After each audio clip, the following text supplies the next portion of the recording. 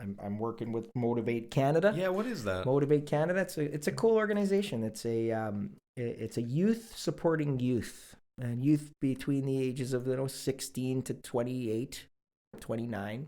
I guess you're a youth if you're under 30. That's our country would define that as that, but we're all youth.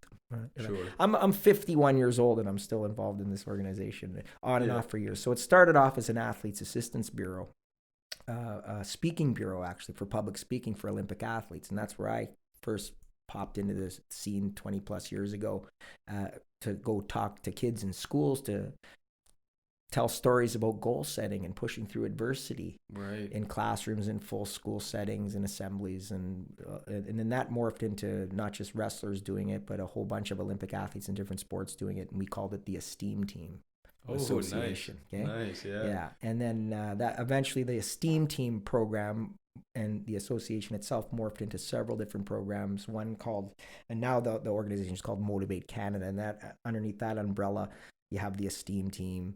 You have a VIA Youth Summit. We do a summit each year for young leaders across our country, and we do it in Vancouver in March. I'll be there in March with 20, 30 young people from across the country that apply in to hone in on how to tell their personal stories so they can go out into their communities and make an impact.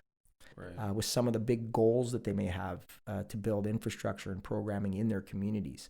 Not just little goals, big ones. And then our organization helps to provide the pathways for them to find resources and support and affirm them as they move through with a lot of our leadership in there.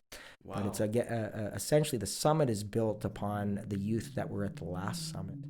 So they come in and they actually lead it, run it, and rebuild it. So the summit may be the same every year in a sense where, it's the VIA Youth Summit, but it's the DNA of the summit has changed. The organism of it changes based on their creativity and what they want to bring into it.